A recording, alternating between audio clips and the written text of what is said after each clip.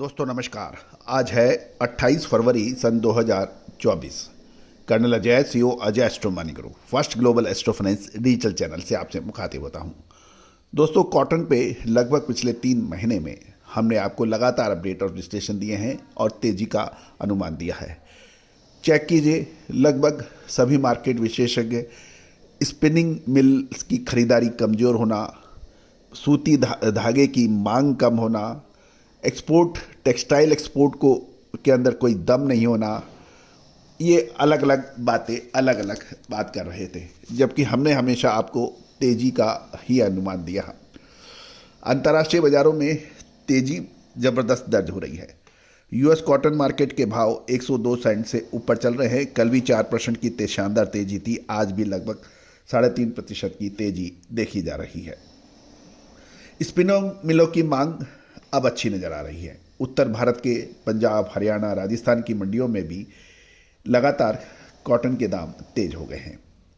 ICICI cotton वायदा बाजार मंगलवार को तेजी का रुख रहा था और आज भी वहां तेजी का रुख देखा जा रहा है और 102 सेंट से ऊपर के भाव यूएस कॉटन के अंदर नजर आ रहे हैं। उत्तर भारत के कुछ कपास उत्पादक क्षेत्रों में मौसम खराब होने की समाचार मिल रहे हैं और कुछ इलाकों के अंदर बारिश और ओले के होने के भी समाचार मिल रहे हैं। यदि हम फॉरेन मार्केट देखें तो कल कॉटन मार्केट के अंदर शानदार तेजी दर्ज हुई। साथ साथ आईसीई इलेक्ट्रॉनिक ट्रेडिंग में भी कीमत तेज रही। अब व्यापारियों की बात सुने तो स्टॉकिस्टों की खरीदारी और बैलेंस शीट टाइट होने के कारण आईसीई की कॉटन वायदा मंगलवार को शानदार तेजी दर्ज हुई है। महत्वपूर्ण बात यह भी है कि रुई में तेजी के कई कारण हैं। एक तो देश में रुई की आवक तेजी से घट रही है, दूसरी ओर न्यूयॉर्क रुई का वायदे के अंदर लगातार तेजी दर्ज हो रही है।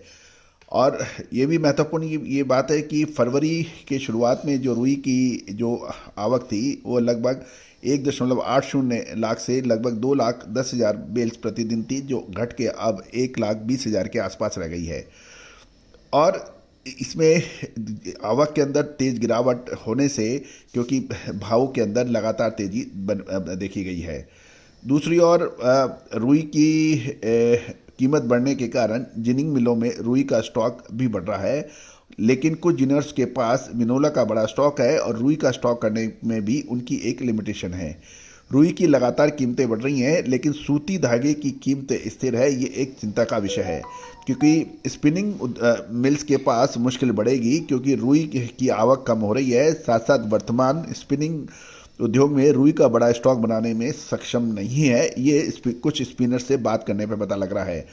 इसलिए नए सीजन तक पूरी दुनिया में रुई की सप्लाई टाइट होती जाएगी और तेज़ी से बढ़ने के कारण भारत में रुई की कीमतें बढ़ने से किसान भी अब तेज़ी में आ गए हैं। इसलिए रुई की आवक और घटने की संभावना बनेगी।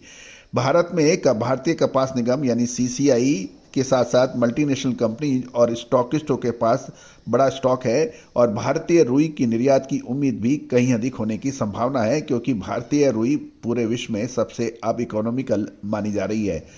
सूती धागा और टेक्सटाइल प्रोडक्ट के निर्यात में वृद्धि के कारण आने वाले समय में मांग वृद्धि होने की संभावना बन रही है। भारत में रुई की सप्लाई, मांग और बैलेंस शीट के रूप में सख्ती आने वाले कुछ महीनों में रुई की कीमतों में बढ़ने की संभावना लगातार बढ़ रही है। दोस्तों आपको याद होगा, यदि आप हमारे पिछले 3 महीने के शो देखें तो हमने रुई की आपको हमेशा ही तेजी की बात कही है और मजबूती की बात कर रही है। कुल मिला के चीन का आपको याद होगा, हमने यही कहा था कि 15 फरवरी के बाद चाइनीज भी रुई के बाजार में एक्टिव होंगे और चाइना के रुई के बाजारों में भी अच्छी तेजी दर्ज हो रही है। जहाँ तक रुई की बैलेंस शीट का सवाल है, पिछले साल 25 लाख बेल्स का जो ओपनिंग स्टॉक था, जो चालू वर्ष में 27 लाख बेल्स का माना जा रहा है। पिछले साल 7.50 लाख बेल्स का आयात हुआ था, इस बार 3.75 बेल्स का आयात हुआ है। अराइवल के अंदर भी पिछले साल के मुकाबले इस साल लगभग 20% कम अराइवल बताई जा रही है।